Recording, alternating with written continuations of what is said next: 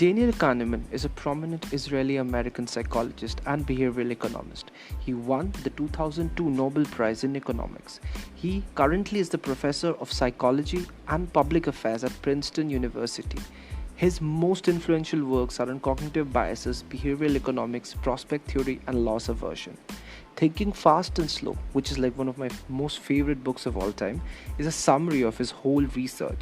In this book, Kahneman talks about human psychology, particularly the way we think and make decisions.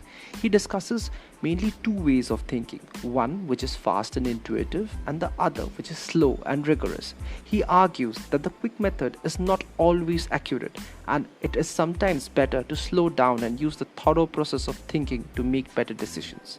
So hello everyone, my name is Dr. Amrik, and today we are going to talk about the top 5 takeaways from the book, which is described by the Financial Times as one of the greatest and the most engaging collection of insight into the human mind. Thinking Fast and Slow by Nobel Prize winner Daniel Kahneman. So let's get started.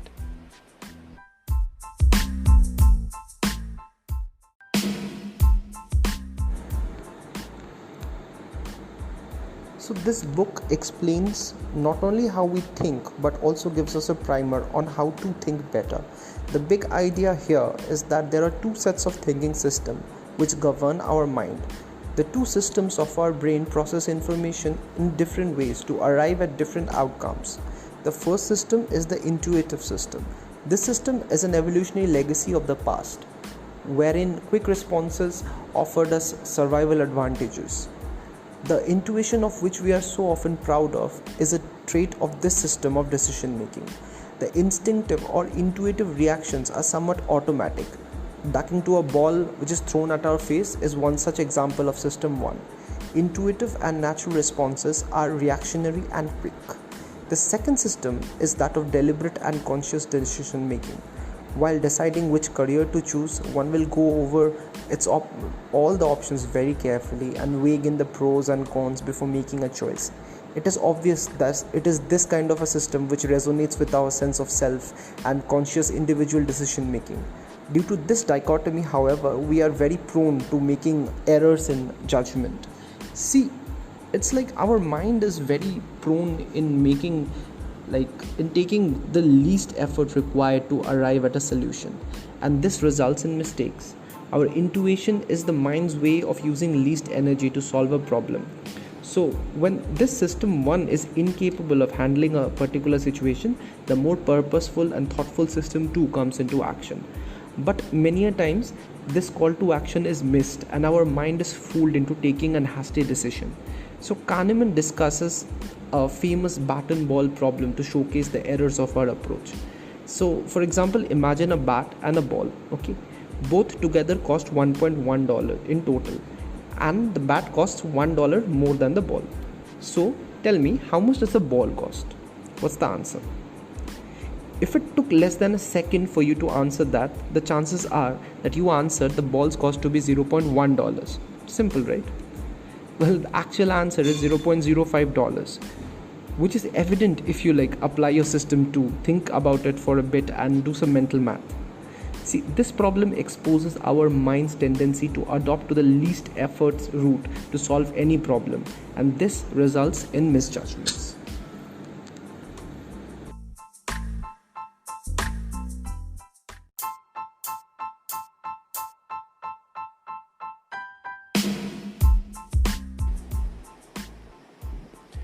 So, priming effect. Now, what is priming? A quick Wikipedia search will offer you the following definition. Priming is an implicit memory effect in which exposure to a stimulus influences a response to a later stimulus. Now, let's unpack that. Implicit memory effect. So, whatever priming is, it's not occurring consciously, it's unconscious. Exposure to a stimulus. Now, this stimulus can be anything: auditory, visual, tactile, etc. And we call it a prime. Influences a response. So this stimulus is affecting our later behavior in some way. So putting this all back together, priming is what we call it when exposure to something influences our behavior later on without us being aware that the first thing is guiding our behavior to a certain extent. So too much of technical jargon, right? Sorry. Let me explain it to you, okay? But before we get into the story, I want you to do a small task for me. I'll give you a word, like first and last letter of the word, and you have to guess the word, right? As I grab some food. So complete this word while I grab some food. The word is S dash dash P. Guess what? Did you think soup? SOUP? Okay, so what if I go and take a shower? What would S dash dash P be now? Soap? SOAP? Maybe? If I read the words night, moon, and sleep, you would be much more likely to think D-RK as dark instead of, say, dark, right? So this is priming. Using like images to improve performance. Like in a study by Ron Friedman, where people were mainly shown but not allowed to drink sports drink or beverages, the people who were primed with such images were much more likely to endure longer and persist in physical training than people who were not. Priming works best when your brain is in autopilot, when you're not consciously trying to make sense of what is happening around you. Similarly, adding bio or all natural to your product primes people into getting thoughts of nature or farms, thinking that products are more fresh. Similarly, grocery stores noticed a similar effect when they discovered that the smell of freshly baked bread increases sales.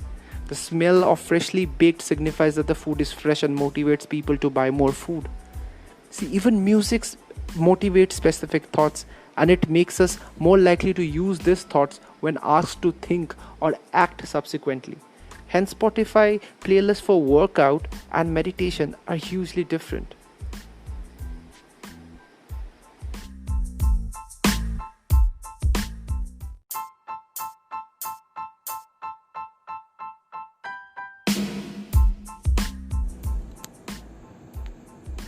Okay, so anchoring effect. Now, anchoring or focalism is a cognitive bias that influences our decision making abilities. This bias uses our reliance on a certain piece of information. Typically, the first bit of information that we receive about anything becomes our anchor, and all our future evaluations are based on this anchor piece of information. Too much technical jargon, eh? Let me give an example, alright? Anchoring bias in case of product pricing. You see, when you go shopping, you tend to see a lot of prices ending with a 9, right? Like the Zara jacket you love is priced at 39999, not 4000, or 4999, not 5k, right? You know what? Thanks to neurophysiological data, marketers know that anything that is supposedly priced at 39 bucks versus something that is priced at 40 bucks is not merely perceived as one buck cheaper. It is perceived as 10 bucks cheaper, right? This tactic has been dubbed as charm pricing. In his book Priceless by William Poundstone, he dissected 8 studies on the use of charm prices and found that on average they increase sale by an astonishing 24%. Another example, Black Friday or like any other sale, right, where anchoring effect comes into play. See, we often see discounted prices on items, okay, and they're grouped together, they seem cheaper, and we think that we are getting the best possible discount. See, all this discounting is doing is it's setting an anchored benchmark to create an illusion that we are getting a great deal. Okay, long story short, if you want to sell something, make your initial price very high. People will anchor from that original price and make the decision of that, and then offer them a discount. They will always think that they have had a fair deal.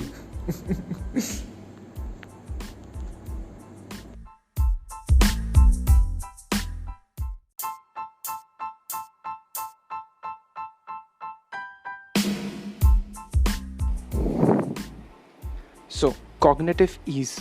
For this topic, I would like to quote one of my favorite lines from the book. Our comforting conviction that the world makes sense rests on one secure foundation, which is our almost unlimited ability to ignore our own ignorance. See, when it comes to taking in information and deciding what to believe and what not to believe, we are appallingly predictable. We are most likely to believe, number one, what is familiar. Something that feels familiar is easier to absorb. It could be familiar because it's associated with other beliefs that we have, or it could be coming from a trusted source, On the other hand, it could simply be something that we have come across before, like especially when we have come across it multiple times. Like frequent repetition can be enough to convince people to believe things that are not true because familiarity generates a sense of cognitive ease. This is called the mere exposure effect. Advertisers make use of it, and trust me, they aren't the only ones. Number two, we are more likely to believe what is easy. Information that is easy to understand also gives us a sense of cognitive ease. Information that is difficult to understand requires more cognitive effort to process that, and our brain's preference is more towards the easy things. Say you are faced with choosing between two concepts, ideas, or explanations. Idea A is very easy to understand, while idea B is more difficult. Statistically speaking, you are much more likely to accept idea A instead of idea B simply because idea A is easier for you to swallow. Do you get a sense of your cognitive dis-ease? Now, number three, we tend to believe what validates our pre-existing beliefs. Information that confirms what we already believe to be true makes us feel right and certain, so we are more likely to accept it without much of critical thinking. On the other hand, we are more likely to reject information that is inconsistent with what we already believe, or at least we hold that inconsistent information up to greater scrutiny. We have different standards for evaluating information depending on the level of cognitive ease it generates, and evidence has precious little impact on us if it conflicts what we believe simply because the cognitive strain of processing that evidence is far too great. For example, trust me, it is way easier to believe that what we see is all what there is than it is to believe that we are aware of only a tiny fraction of what is going on around us. Even if it's like being confronted with evidence that we missed something that was right in front of our face. Also, disclaimer, I did not mention any political party here, alright?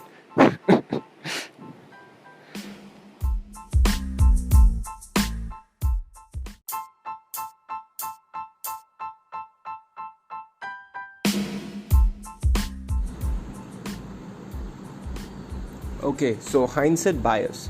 The term hindsight bias refers to the tendency of people to have a view of events as being more predictable than they really are. It's like before an event actually takes place, we might be able to offer a guess as like what might be the outcome, but there is in reality no actual way, right, in which we are going to know what's going to happen. But after an event, people often believe that they knew the outcome of the event all along. Hence, this is often referred to as "I knew it all along" phenomena. Okay, for example, the weather is extremely unpredictable, right? Yet people tend to think that they know the weather and fall victim to the hindsight bias almost with every weather change. You can constantly hear things like, "I knew it was going to rain, I should have brought my umbrella or my rain boots," or like, "I knew today would be great weather, sunny, I should have taken the day off." But the fact of the matter, or the matter of the fact, is that they did not, right? See, when a movie reaches its end and we discover who the killer really was, we might look back on our memory of the movie and misremember our initial impressions of the guilty character. We might also look at all the situations and secondary characters and believe that, it was clear that this was going to happen, right? You might walk away from the film thinking that, you knew it all along, but in reality, you did not.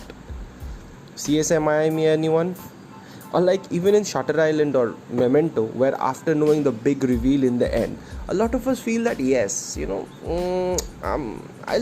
little nuances, I had noticed a lot of little errors throughout the narrative of the movie and definitely had a gut feeling about the big reveal in the end, but I did not tell the other person because it would have been a spoiler. One potential problem with this way of thinking is that it can lead to overconfidence. If we mistakenly believe that we have exceptional foresight or intuition, we might become too confident and take a lot of unnecessary risks. Such risks can be financial, such as placing too much of your money into one risky stock portfolio, or might be emotional, such as you're investing way too much of yourself in a bad relationships, thinking that I know this thing is going to work in the future.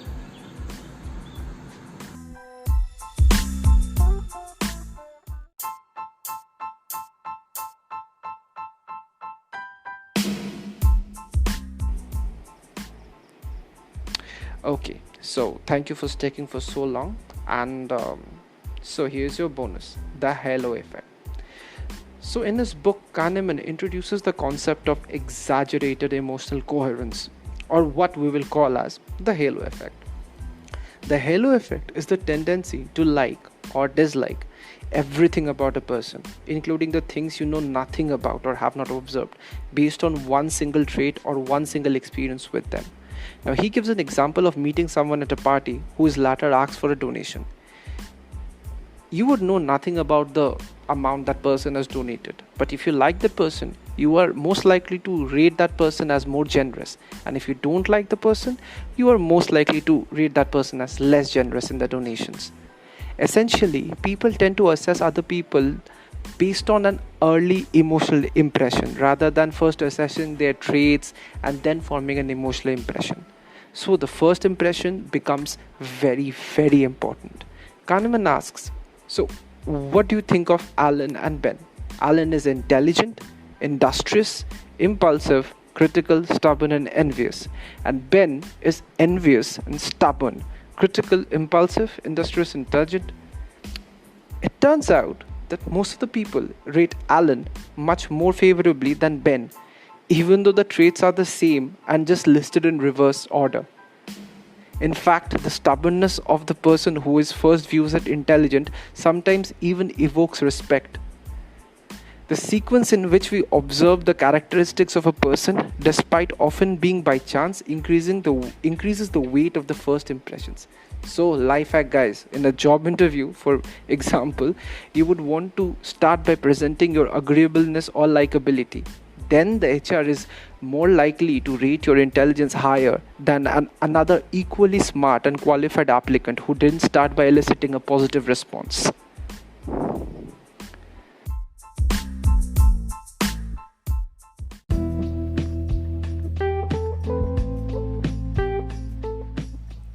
Alright, so that's it for today. Let me know what are your thoughts on the podcast and how I can improve maybe. This is me, Amrit, signing off. I wish you have a really productive day. Thank you.